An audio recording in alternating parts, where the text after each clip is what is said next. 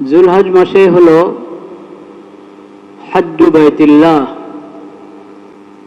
आल्लाहर घरेर जियारत एवं आल्लाहर कुदरत और रहमतेर विशेष किछु किछु स्थानेर जियारतेर समय। এই আবাদতটা শুধু যুলহজ মাসে সম্ভব, বছরের অন্য কোনো মাসে হজের আবাদত সম্পন্ন করা যায় না। হজের আবাদত যুলহজ মাসেই হবে। ইহরাম যে কোনো সময় বাঁধা যায়, হজের নিয়তে তালবিয়া পড়ে ইহরাম যে কোনো সময় শুরু করা যায়, কিন্তু হজের আমলটা যুলহজ মাসেই সম্ভব। উমরা যে কোনো মাসে হতে পারে, বছরের 5 দিন। হজের মূল যে সময়টা, ওই সময় ছাড়া বছরের অন্য যে কোনো সময় উমরা করা যায়, কিন্তু হজের ইবাদত যুলহজ মাসেই, এবং সেই আমলটা হলো যুলহজের 9 তারিখ। মূল আমল আরাফায় অবস্থান 9 যুলহজ। 10 যুলহজ কোরবানি সহ কঙ্কর নিক্ষেপ, অন্যান্য আমল এবং তওয়াফে জিয়ারত।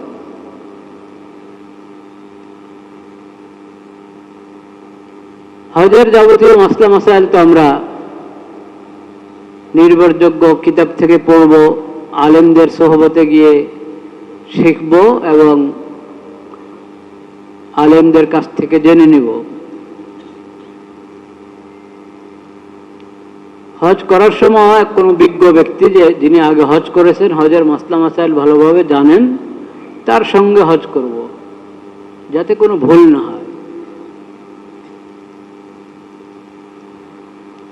এখন কথাগুলো এই জন্য বলছে যে, যেহেতু যুলহজ মাস সামনে, সেই প্রসঙ্গে স্মরণ করিয়ে দেওয়ার জন্য বলা। বাকি এখনের যে ব্যবস্থাপনা, সেটা তো আর এই মুহূর্তে নিয়ত করে কেউ হজে চলে যাবে, এটা হয়তো একটু কঠিন। একেবারে অসম্ভব তো বলা যায় না, একটু কঠিন। আগে থেকেই ফিকির করতে হয়, যাবতীয় ফর্মালিটি পুরা করতে হয়।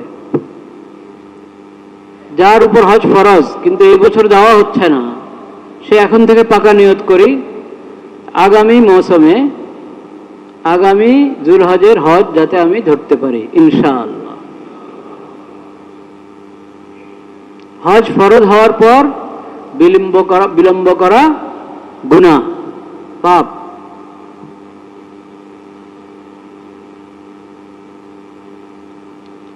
হজ ফরজ হয় নাই, তাও তো দোয়া করে অনেকে মহব্বতে, আল্লাহর ঘর দেখবে, মসজিদে নববীতে নামাজ পড়বে, রওজা শরীফে নবী করিম সাল্লাল্লাহু আলাইহি ওয়াসাল্লামের সামনে দাঁড়িয়ে সরাসরি সালাত সালাম পেশ করবে, এই আশায় দোয়া করে মানুষ যে আল্লাহ আমাকে হারামাইন শরীফাইনের জিয়ারত করার তৌফিক নসিব করো।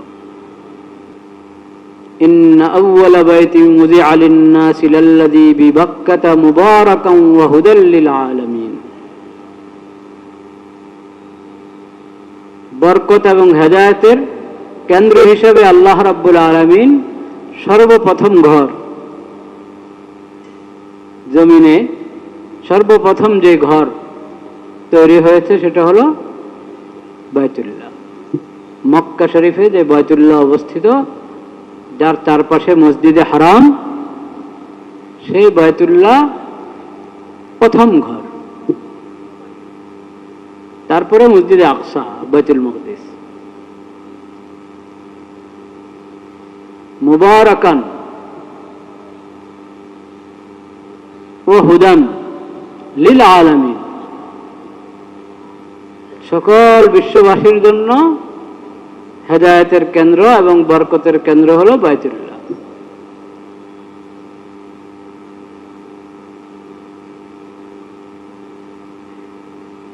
ফিহি আয়াতুম বাইয়িনাত, এই ঘরে রয়েছে অনেক বড় বড় নিদর্শন।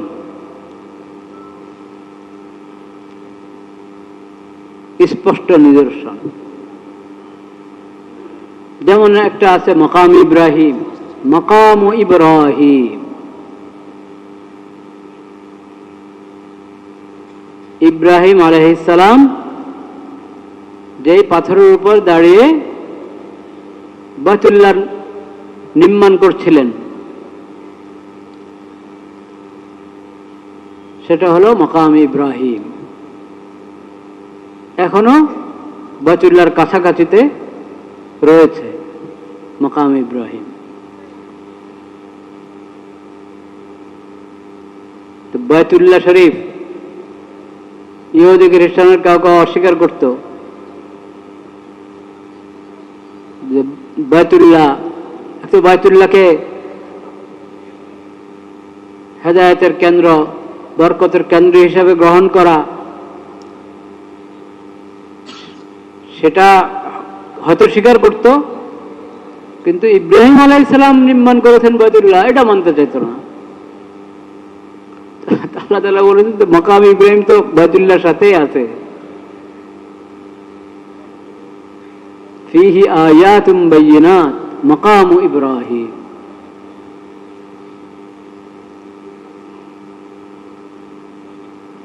ওমান দাখালাহু কানা আমিনা। এই বাইতুল্লাহর চারপাশ মসজিদে হারাম, মসজিদে হারামের চারদিকে আরো বড় এরিয়া নিয়ে হারাম শরীফ। হারামের সীমানা কিন্তু অনেক বড়। মানুষ মনে করে হারাম শরীফ বলতে বাইতুল্লাহর চারপাশে মসজিদে হারাম বা এর চারপাশের চত্বর যেটুকু আছে এতটুকুই হারাম শরীফ। হারাম তো আরো বড়।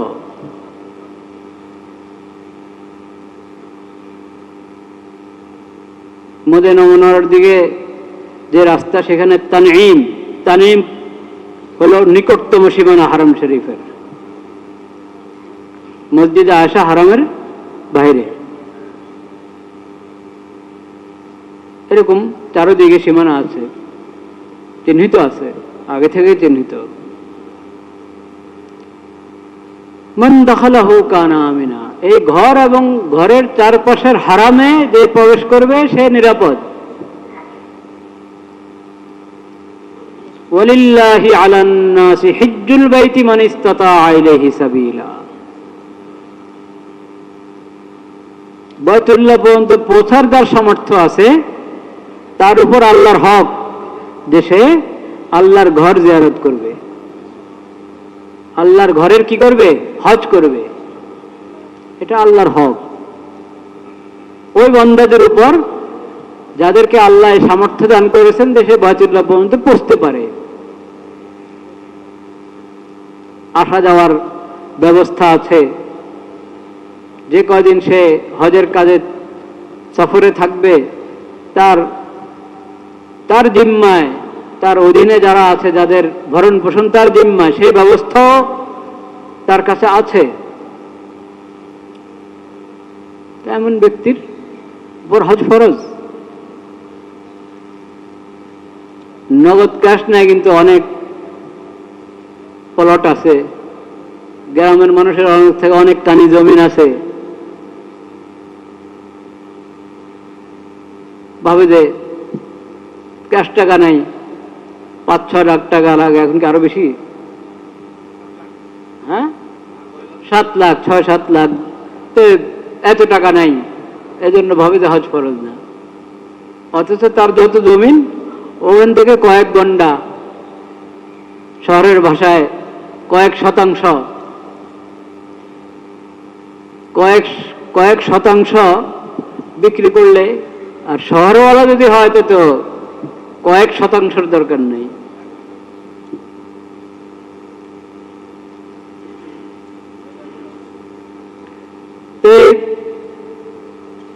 ওটা বিক্রি করলে সে হজ করতে পারে, তার উপরও হজ ফরজ। সোজা কথা, এই জন্য আল্লাহ রাব্বুল আলামিন বলেছেন মান ইসতাতা ইলাইহি সাবিলা। বাইতুল্লাহ পর্যন্ত পৌঁছার যার সামর্থ্য আছে, শক্তি আছে, সামর্থ্য আছে, তার উপরে হজ ফরজ। হজ ফরজ হলো, কিন্তু অবহেলা করে করছে না। এই অবস্থায় যদি কারো মৃত্যু আসে, তো এটা কি মুমিনের মৃত্যু হলো নাকি? এই মৃত্যু তো মুমিনের জন্য সাজে না, মুসলিমের জন্য সাজে না। মৃত্যু কখন আসে তো জানা নাই। সেজন্য প্রথম সুযোগ, হজ ফরজ হওয়ার পরে সর্বপ্রথম সুযোগকে কাজে লাগাবে, বিলম্ব করবে না। ওমান কাফারা ফাইন্নাল্লাহা গানিয়্যুন আনিল আলামিন। কেউ যদি এই ফরজ থেকে বিমুখ হলো, ফরজ স্বীকারই করলো না, তো ঈমানে নাই, পূর্ণ বেঈমান। ফরজ স্বীকার করছে কিন্তু অবহেলা, খামাখা কোনো ওজর ছাড়াই দেরি করছে, এটাও এক ধরনের কুফর, এটাও এক ধরনের কুফর, আমলগত কুফর। ওমান কাফারা ফাইন্নাল্লাহা গানিয়্যুন আনিল আলামিন। যে কুফর করলো এই ফরজের ক্ষেত্রে, তা আল্লাহ রাব্বুল আলামিনের কোনো ক্ষতি নেই। আল্লাহ ফরজ করেছেন, আল্লাহ এটাকে নিজের হক হিসেবে ঘোষণা করেছেন, সাব্যস্ত করেছেন আল্লাহর নিজের ফায়দার জন্য না তোমার ফায়দার জন্য? আল্লাহর বান্দাদের ফায়দার জন্য, আমাদের ফায়দার জন্য। আল্লাহর তো কোনো ক্ষতি নেই। আল্লাহ কখনো কারো ইবাদতের মুখাপেক্ষী নন। সকল থেকে সবাই তো আল্লাহর মখলুক, সবাই তো আল্লাহর মখলুক, সকল জগৎবাসী, সবার থেকে আল্লাহ রাব্বুল আলামিন অমুখাপেক্ষী, আল্লাহ কারো মুখাপেক্ষী না। কাজেই তোমার ফায়দা, তোমার জরুরতের কথা অনুভব করো, উপলব্ধি করো, করে অতি দ্রুত এই ফরজ আদায় করো, হজের ফরজ আদায় করো।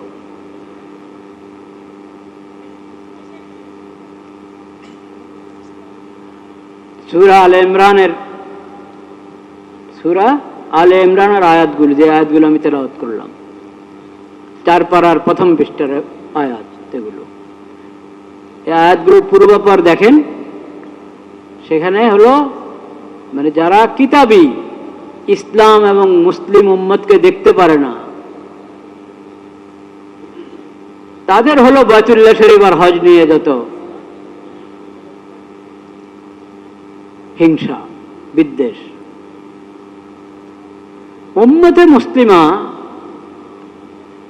এবং মুসলিম হয়ে ইসলামের সন্ধান পেয়েছে, ইসলামের কালিমা পড়তে পেরেছে মুসলিম, তাদের তো বাইতুল্লাহ, মুজদালিফা, মিনা, আরাফা, আল্লাহ রাব্বুল আলামিনের রহমত ও কুদরতের এসব নিদর্শন, এগুলোর প্রতি সম্মান, আস্থা, ভালোবাসা এটা অন্তরে পোষণ করবে, এটাই স্বাভাবিক।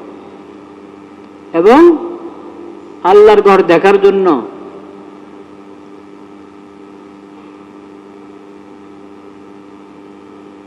আল্লাহর কুদরতের নিদর্শনগুলো দেখার জন্য সাফা মারওয়া সহ বাইতুল্লাহকে ঘিরে যতগুলো জিয়ারতের স্থান আছে, ওসব হলো আল্লাহর রহমত, আল্লাহর কুদরতের নিদর্শন, আল্লাহর রহমতের নিদর্শন। এগুলোর প্রতি ভালোবাসা, টান, এটা ঈমানের আলামত, তাকওয়ার আলামত। ومن يعظم شعائر الله فإنها من تقوى القلوب। এটা তাকওয়ার আলামত, ঈমানের আলামত। আল্লাহ রাব্বুল আলামিন আমাদের অন্তরে ইসলামের নিদর্শনগুলোর মহব্বত এবং ভালোবাসা বাড়িয়ে দেন। ইসলামের নিদর্শনগুলোর প্রতি আমাদের অন্তরে সম্মান, শ্রদ্ধাবোধ বাড়িয়ে দেন।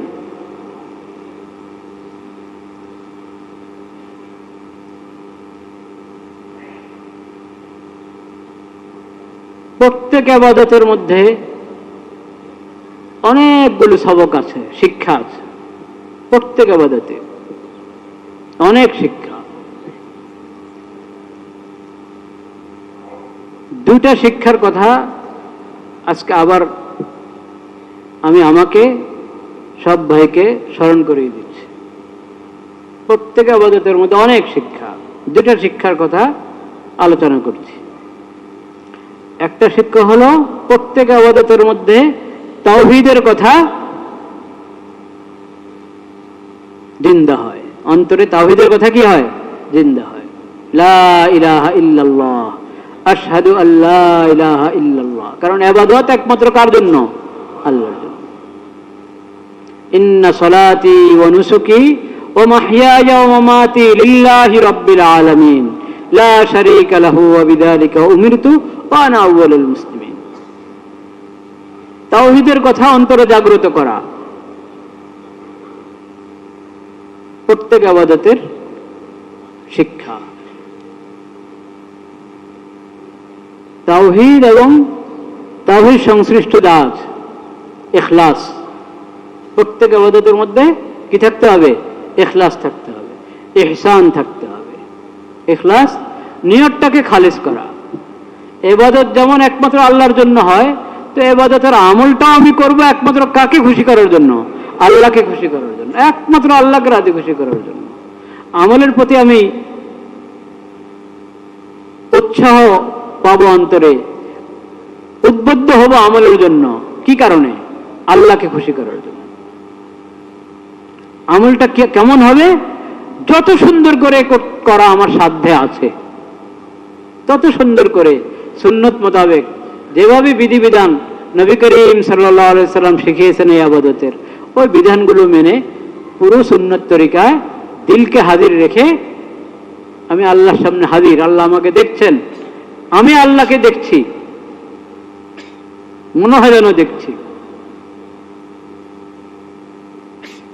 এমন একটা উপলব্ধি এবং অনুভূতি নিয়ে সুন্দর করে ইবাদত করা, এটার নাম হলো ইহসান। এটার নাম কি? প্রত্যেক ইবাদতে ইখলাস থাকতে হবে, ইহসান থাকতে হবে। এই দুটোটা তাওহীদের অংশ। আন তা'বুদাল্লাহ কাআন্নাকা তারাহ ফাইন লাম তাকুন তারাহ ফাইন্নাহু ইয়ারাক।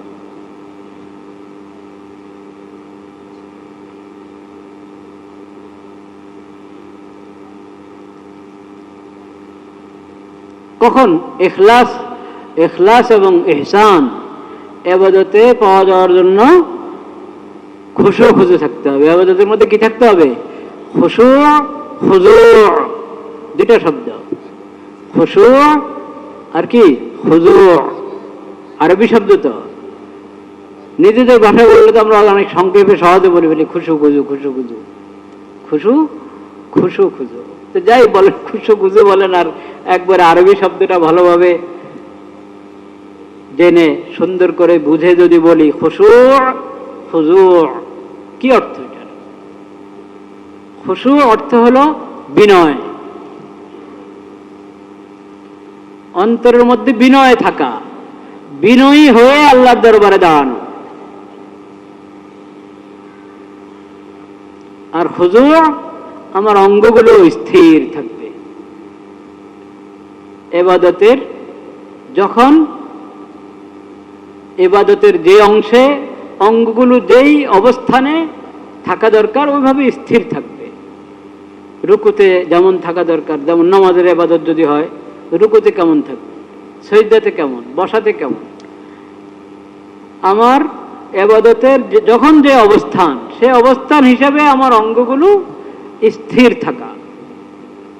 যেমন নবী করিম সাল্লাল্লাহু আলাইহি ওয়াসাল্লাম তালিম করেছেন, ওই অবস্থার নাম হলো খুজু। এটার নাম কি? খুজু। লাউ খাশা কলবু হাদা লাসাকানাত আতরাফু। দিল যদি আল্লাহর সামনে হাজির থাকে, দিলটা যদি উপস্থিত থাকে এমন নামাজে, তাহলে আমার অঙ্গগুলো যখন যেমন থাকা দরকার ওইভাবে থাকবে, অবহেলা হবে না। সিজদায় গিয়ে দেখা যায় আঙ্গুরগুলো, পায়ের আঙ্গুরগুলো জমিন থেকে উঠিয়ে আঙ্গুল এদিকে এদিক সেদিক ঘোরাঘুরি করা ঘুরছে ডানে বামে। তো নামাজের মধ্যে যদি দিল হাজির থাকে, আল্লাহর সামনে আমি হাজির, আল্লাহর ইবাদত করছি, এই অনুভূতি জাগ্রত থাকলে তো এমন হবে না। আঙ্গুলগুলো তো জমিনে লাগা থাকার কথা, আঙ্গুলের মাথাগুলো কিবলামুখী থাকার কথা যতটুকু সম্ভব। পুরো শরীরের অবস্থান সুন্নাত মোতাবেক হবে, স্থির থাকবে। দিল বিনয়ে পূর্ণ থাকা, অঙ্গগুলো সুন্নত মোতাবেক স্থির থাকা, যে হালাতে যেমন থাকা দরকার ওইভাবে থাকা। তাইলে খুশু এবং খুজু হলো। এই খুশু খুজু, আপনি বলেন খুশু খুজু বাড়লে ইখলাস বাড়বে, বা বলেন ইখলাস বাড়লে খুশু খুজু বাড়বে, একটা আরেকটার সাথে যুক্ত। খেয়াল করে আমি যদি ইখলাস পয়দা করার চেষ্টা করি, খুশু খুজু বাড়বে। খুশু খুজুর প্রতি আমি যত্নবান হলে ইখলাস বাড়বে। তো এই খুশু খুজু, ইখলাস, ইহসান, এটা হজের ইবাদতের মধ্যে আছে, হজের মধ্যে আছে। হজের তালবিয়া, লব্বাইক আল্লাহুম্মা লব্বাইক, লব্বাইক লা শারীকা লাক লব্বাইক, ইন্নাল হামদা ওয়ান নি'মাতা লাকা ওয়াল মুলক লা শারীকা লাক। তালবিয়া, শব্দে শব্দে তাওহীদের ধ্বনি।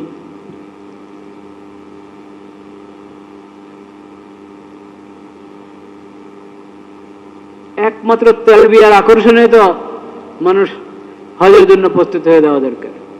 তালবিয়ার আকর্ষণে, এর ফরজ হজ এখনো করি নাই।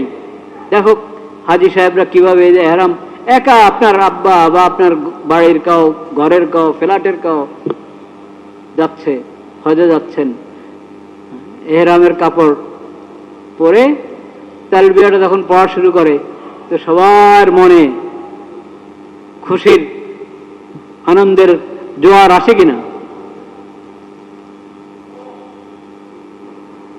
তালবিয়ার আকর্ষণেই হজের জন্য প্রস্তুত হয়ে যাওয়া দরকার মানসিকভাবে। কাজেই যাওয়ার ব্যবস্থা আছে, কিন্তু বিভিন্ন অজুহাত দাঁড় করিয়ে হজে যাচ্ছি না, বিলম্ব করছি, গুনাহগার, গুনাহগার হচ্ছে যদি এরকম দেরি করি। আর স্বাদটা তো আল্লাহর ঘর দেখার স্বাদ, এখন তো আর মানুষের কত দৈনিক ইয়েতে দেখে, আপনার স্মার্টফোন যেটা যেমন আর ফিতনাও বটে, উপকারের চেয়ে যেটার ক্ষতি বেশি, অনেকের জন্যই না ক্ষতি বেশি, ক্ষতির দিকটাই বেশি। ওখানে দেখে, সব দেখতেছে। আমাদের খাদেম বাজারকে বা মসজিদের কর্তৃপক্ষকে অনেকে জিজ্ঞেস করে যে আমরা তো মসজিদে হারামের সবকিছু দেখি এখান থেকে, তো হুজুর এরকম করে কেন? সাংবাদিকরা আসলে ক্যামেরা নিয়ে ঢুকলে এরকম উনি নিষেধ করেন কেন? ওখানে ক্যামেরা ফিট করে রেখেছে, হয়তো আছে। আর এখন তো প্রত্যেকের কাছেই এহরাম অবস্থাও স্মার্টফোন থাকে, এহরাম অবস্থাও স্মার্টফোন থাকে। এহরামের বরকত নষ্ট করার জন্য স্মার্টফোন ছাড়া আর কিছু দরকার আছে নাকি? স্মার্টফোনের ওই নিয়ন্ত্রণ ব্যবহার, ওই নিয়ন্ত্রিত ব্যবহার, যে নিয়ন্ত্রিত ব্যবহারের দ্বারা আপনি মসজিদের বরকত অক্ষুণ্ণ রাখতে পারবেন, ইবাদতের বরকত অক্ষুণ্ণ রাখতে পারবেন, হারামাইনের বরকত অক্ষুণ্ণ রাখতে পারবেন। ওইরকম থাকবেন, এরকম দুই চার ফেরেশতা আল্লাহর জমিনে না থাকলে তো কিয়ামতে হয়তো এসে যেত। কিন্তু অধিকাংশ মানুষের হালাত কি?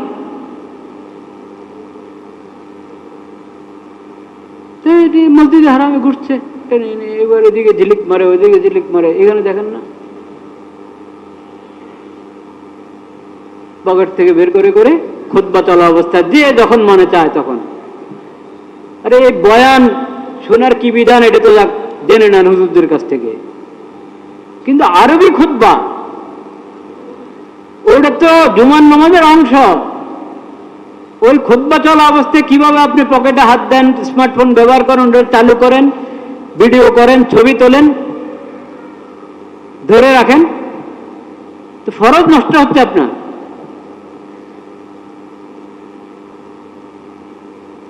সেজন্য ভাইরা আমার, হজ এবং উমরার প্রতি যত্নবান হই। ফরজ হজ, যার ফরজ হয়েছে এখনো হজ হয় নাই, বিলম্ব না করি, প্রথম সুযোগে চলে যায়। আর হজের সম্মান রক্ষা করা, অনেকে হজের সম্মান রক্ষা করতে পারবে না, এজন্য হজ বিলম্ব করে। হজের সম্মান রক্ষা করতে পারি কি পারি না, পারবো কি পারবো না, এই আপনার চিন্তায় হজ বিলম্ব করা, এটা আরো গুনাহ, এটা আরো গুনাহ, আরো বড় পাপ। নিশ্চয় হজের লাজ রক্ষা করা, হজের সম্মান রক্ষা করা জরুরি, কিন্তু ওটা আমি পারবো কিনা, ওটার আমার বয়স হয়েছে কিনা, এই কথা চিন্তা করে ফরজ হজ বিলম্ব করা, এটা আরো বড় পাপ, আরো বড় গুনাহ। বলেন নাউযুবিল্লাহ। আল্লাহ তাআলা তৌফিক দান করেন। কেউ বলতে পারো আজকে পহেলা মে, জুমার দিন, আবার মে দিবস, তো হুজুর মে দিবস সম্পর্কে কিছু বলেন নাই।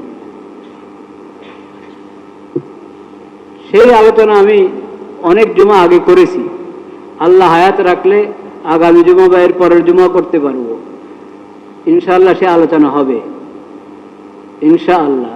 কিন্তু সেটা মে দিবসের আলোচনা না, সেটা শরীয়তের শিক্ষা, শ্রমিকদের অধিকার এবং শ্রমিকদের দায়িত্ব। মে দিবসে আপনারা কি শ্রমিকদের দায়িত্বের আলোচনা শুনেন, করেন না শুধু অধিকার? হ্যাঁ, শুধু অধিকারের কথা বলা হয়, কিন্তু সেটা শুধু বলার মধ্যে শেষ, লেখার মধ্যে শেষ, বলা আর লেখা আর আনুষ্ঠানিকতা। নতুবা তাদের অধিকার কতটুকু আদায় করার বাস্তব পদক্ষেপ নেওয়া হয়েছে, চিন্তা করতে হবে কিনা।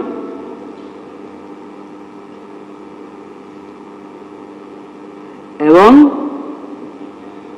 তাদেরকে শিখাতে হবে তাদের দায়িত্ব। পশ্চিমার তরিকা হলো মানুষকে অধিকারের কথা বলে খেপিয়ে দাও, তাদেরকে দায়িত্বের বিষয়ে সচেতন করার কোনো প্রয়োজন নাই। এটা পশ্চিমার কালচার হতে পারে, মুসলিম উম্মতের কালচার এমন নয়। মুসলিম উম্মত অধিকার তলব করা আগে দায়িত্ব শিখায়, যে তুমি দায়িত্ব পালন করা তোমার ফরজ, আর অধিকার দেওয়া যার ফরজ তাকে তার ফরজের কথা স্মরণ করায়। অধিকার মানে অধিকার বলে চিৎকার, যে আমার অধিকার আমাকে দাও, আমি আমার দায়িত্ব পালন করি আর না করি, এটা ইসলামের শিক্ষা না। ইসলাম হলো যার উপর হক তাকে বলে তোমার উপর অমুকের হক, তুমি আদায় করো। আর যখন প্রত্যেককে তার দায়িত্ব এবং প্রত্যেককে তার অধিকারের ব্যাপারে শিক্ষা দেওয়া হবে, তাহলে প্রত্যেকে সচেতন হবে অন্যের হক আদায় করার ক্ষেত্রে এবং নিজের দায়িত্ব পালন করার ক্ষেত্রে। নিজের দায়িত্ব পালন করলে তো আরেকজন হক পাবে নাকি? আল্লাহ তাআলা সেই তৌফিক দান করেন। ইনশাআল্লাহ এই বিষয়ে সামনে আল্লাহ হায়াত রাখলে কথা হবে।